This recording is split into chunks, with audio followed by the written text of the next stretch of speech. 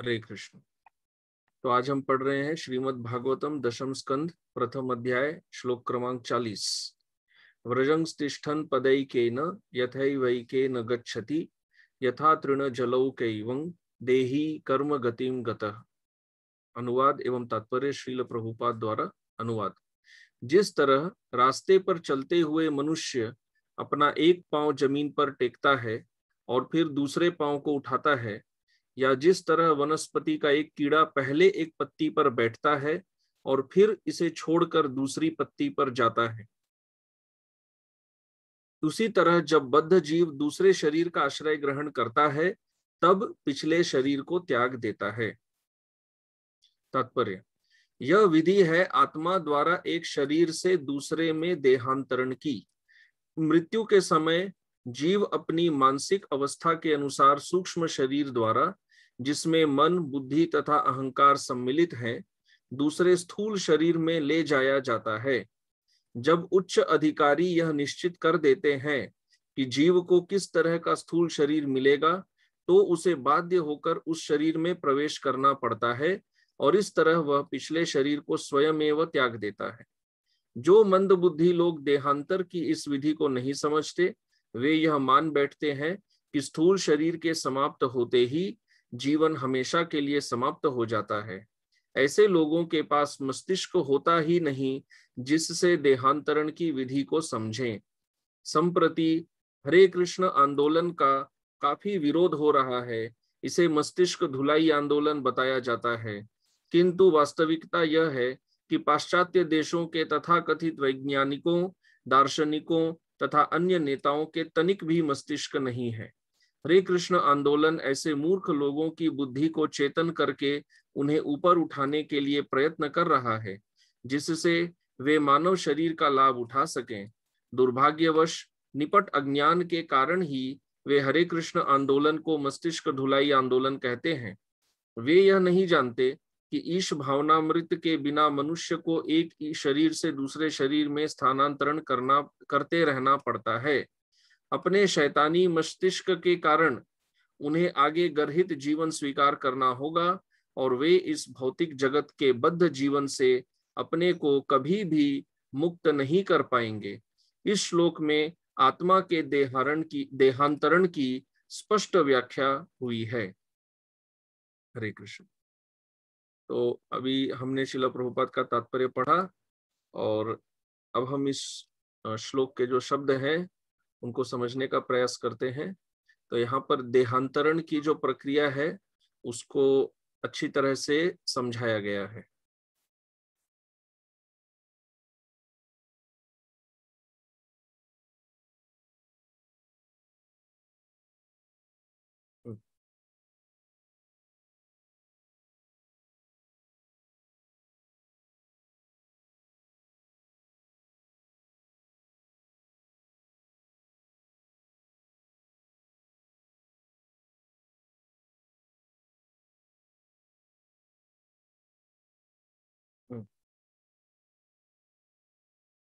तो यहाँ पर कह रहे हैं यथैव व्रजन।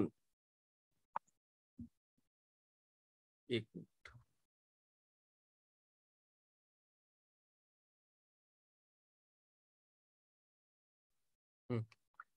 तो यहाँ पर कह रहे हैं यथैव व्रजन। देखिए,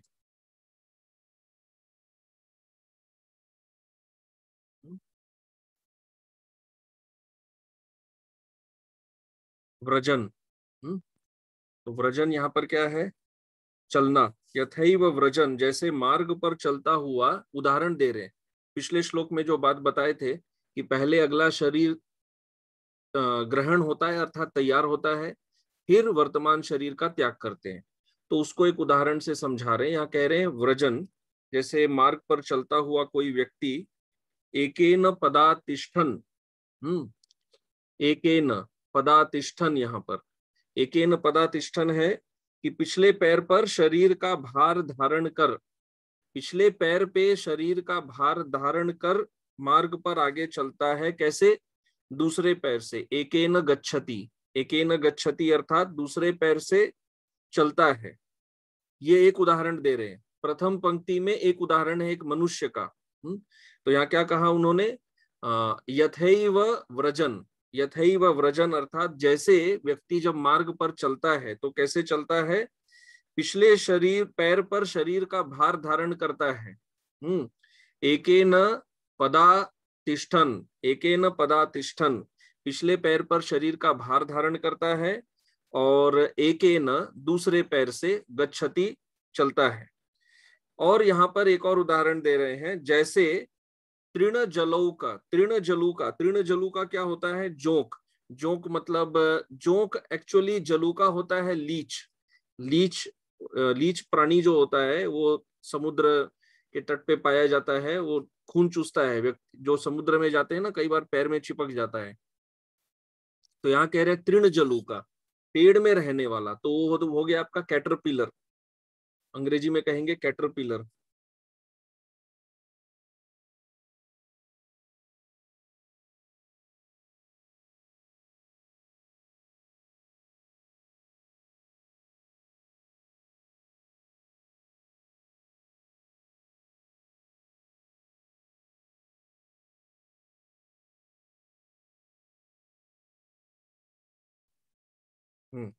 तो तृण जलू का, तो जो जोंक होता है वो जोंक क्या करता है, तृण जलू का दूसरे तृण को पकड़ने के बाद ही पिछले तृण को छोड़ता है। वो यहाँ पर एक उदाहरण दे रहे हैं, उसके पीछे एक लॉजिक है, दो अलग अलग उदाहरण देने का कारण है। तो ये तृण जलू का जो होता है कैटरपिलर, ये दूसरा तृण को पकड़ता है, दूसरे पत्ते को पकड़कर फिर पिछले वाले को छोड़ता है। उसी प्रकार जो देही है, जो देही अर्थात जो देह में रहने वाला जीवात्मा है, कर्म गतिं गतः, कर्म गतिं गतः, कर्म गतिं अर्थात कर्म के अनुसार, कर्म के अनुसार गतः, वो दूसरा देह को धारण करने के बाद अपने पहले देह को त्याग करता है। धारण करने का अर्थ है कि वो उसके लिए रेडी हो जाता है, तब जाके वो पिछले देह को त्याग कर देता है। ठीक है, तो हमने प्रभुपाद जी का तात्पर्य पढ़ा। अब यहाँ पर जो अन्य वैष्णव आचार्य हैं, पूर्ववर्ती वैष्णव आचार्य, वो इस यहाँ पर क्या समझाते हैं वो समझने का प्रयास करते हैं। तो श्रीधर स्वामी जी कहते हैं कि यहाँ पर उदाहरण दिया जा रहा है। पिछले श्लोक में जो बात बताई गई थी कि व्यक्ति जीवात्मा अन्य दूसरे शरीर को धारण करके पहला शरीर छोड़ता है, उसको यहाँ पर उदाहरण देकर समझा रहे हैं। यहाँ पर तो वो इस प्रकार से कहते हैं कि व्रजम, कि जैसे जो चलता हुआ व्यक्ति होता है वो क्या करता है, वो एक चरण से आगे बढ़ता है। वो यहाँ पर कह रहे हैं व्रजन, एक चरण से आगे बढ़ता है, और जब एक चरण आगे टिक जाता है, एक चरण जब आगे टिक जाएगा तब वो पृथ्वी का सहारा लेकर अपने शरीर को स्थिर करता है, और फिर अन्य जो चरण है उससे पूर्व स्थान से उठाकर सामने रखे हुए चरण से चलता है। तो हम लोग जब चलते हैं तो एक पैर आगे करते हैं, आगे वाले पैर से सहारा लेकर खड़े होकर फिर पीछे वाले पैर को हम छोड़ते हैं। और फिर ऐसा नहीं होता है कि हम पहले ही पैर को पीछे वाले को छोड़ देंगे, एक पैर आगे खड़ा करके उसका सपोर्ट लेते हैं आगे वाले का, तब जाके हम पीछे वाला पैर उठाकर उसको हम आगे ले जाते हैं। तो उसी तरह यहाँ समझा रहे हैं कि अगला शरीर का सहारा लेकर तब जाके पिछले शरीर को जीवात्मा त्याग करता है। वही चीज यहाँ पर एक लॉजिक से समझा रहे हैं कि इसी प्रकार श्रीधर स्वामी कहते हैं एक पांच भौतिक शरीर का त्याग करके दूसरे पांच भौतिक शरीर को वह स्वीकार करता है। अब यहाँ पर ये जो उदाहरण है,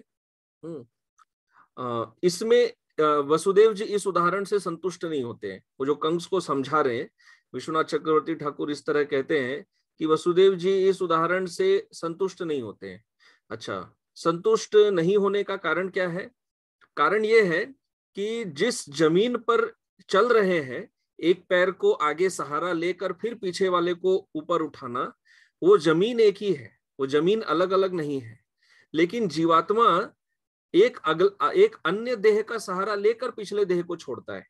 देह एक नहीं होते, अगला जो देह लेने वाला है वो अलग है, और जिस देह का त्याग कर रहा है वो दोनों में भेद है, दोनों अलग अलग देह है। लेकिन ये जो जमीन वाला धरती वाला उदाहरण है, जिस पर पैर चलने का उदाहरण देकर समझा रहे हैं कि आगे का पैर टिकाकर उससे सहारा लेकर फिर पीछे वाले पैर को आगे बढ़ाते हैं। तो इसमें ये उदाहरण अच्छा है, परंतु इसमें वो धरती एक ही है, वो भिन्न नहीं है, तो इसलिए वो इस उदाहरण से संतुष्ट नहीं होते हैं। और चूंकि वो इस उदाहरण से संतुष्ट नहीं होते हैं, वो यहाँ पर दूसरा उदाहरण देते हैं तृण जलूका का। तो ये तृण जलूका का उदाहरण क्या है?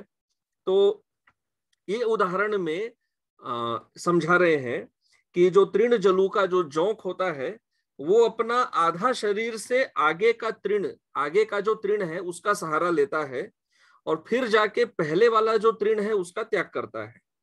ठीक है, तो यहाँ पर अगला जो पत्ता है जिसके ऊपर वो जाके वो कीड़ा बैठता है, वो दूसरा पत्ता, वो पत्ता अलग है और पहले वाला जिसका त्याग कर रहा है वो अलग है। दोनों पत्ते अलग अलग हैं, तो इसमें भेद रहता है, वो दोनों अलग होते हैं, उसमें भेद होता है। ठीक है, तो इसीलिए वो ये वाला उदाहरण भी देकर समझा रहे हैं वसुदेव जी कि जो कर्म पथ में व्यक्ति, जीवात्मा पांच भौतिक शरीर को छोड़कर अन्य शरीर को ग्रहण करता है। कैसे? अन्य शरीर उसका पहले से तैयार रहता है। अच्छा, और एक पॉइंट ये है, यहाँ पर सनातन गोस्वामी एक बहुत इंपॉर्टेंट पॉइंट देते हैं कि ये देही शब्द जो बताया गया है, ये देही कहने का लॉजिक क्या है, इसका युक्ति क्या है यहाँ पर? तो देही कहने का युक्ति ये है कि शरीर को छोड़ने के बाद अगर अगला शरीर तैयार होगा ना, तो फिर जिस अवधि, जो बीच का जो टाइम पीरियड रहेगा, इंटरवल, जब एक शरीर हमने छोड़ा और फिर अगर अगला शरीर तैयार होना आरंभ हुआ, तब ये जो बीच का टाइम पीरियड रहेगा उसमें हमारे पास कोई शरीर नहीं रहेगा। ठीक है, और जब हम शरीर नहीं रहेगा तो फिर हमको देही कैसे कहा जा सकता है, क्योंकि हमारा उसमें कोई देह तो है नहीं। तो वो कहते हैं कि जीवात्मा इस संसार में सदैव देही रहता है, तो बिना देह के कभी होता नहीं है। तो इसीलिए अगला शरीर पहले से तैयार रहता है, इस शरीर को छोड़ते ही तुरंत वो अगला शरीर धारण कर लेता है। तो ये बात वो समझा रहे, इसीलिए यहाँ पर वसुदेव जी कह रहे हैं देही, देही अर्थात सदैव वो देह में रहता है। अगर हम फिर से वही पॉइंट दोहरा रहे हैं, पहला शरीर छोड़ के अगर अगला शरीर छोड़ने के बाद यदि अगला शरीर तैयार होने लगा, तो इस बीच में जो टाइम रहेगा उसमें वो देही नहीं रह जाएगा। तो फिर ये बात, सिद्धांत गलत हो जाएगा, परंतु भागवत का सिद्धांत गलत नहीं हो सकता। तो यहाँ पर इसलिए सनातन गोस्वामी कहते हैं कि इधर देही बताया जा रहा है। देही अर्थात सदैव ही वह इस संसार में भौतिक देह के साथ ही होता है, सदैव। ठीक है, और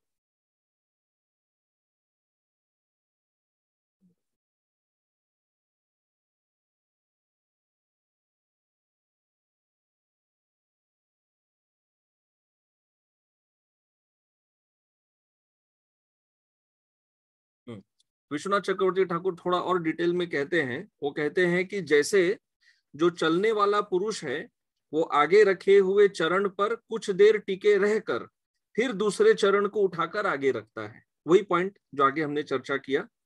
अब इसमें वो कहते हैं कि व्यक्ति एक चरण से ही चलता है।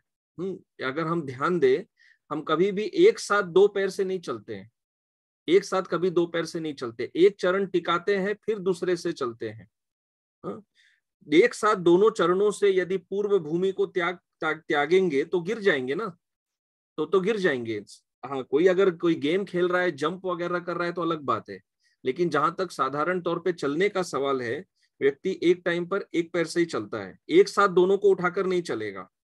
तो इसी तरह वो कह रहे हैं कि उत्तर देह में टिक जाने पर अगले देह में जब जीवात्मा टिक जाता है, जैसे प्रभुपाद जी ने तात्पर्य में समझाया कि अगला देह जब जो हायर अथॉरिटीज हैं देव से, उसके कर्मों के अनुसार जब अगला देह निश्चित हो जाता है, तब जाकर पूर्व देह का त्याग होता है, पिछले देह को तभी जाकर वो त्यागता है।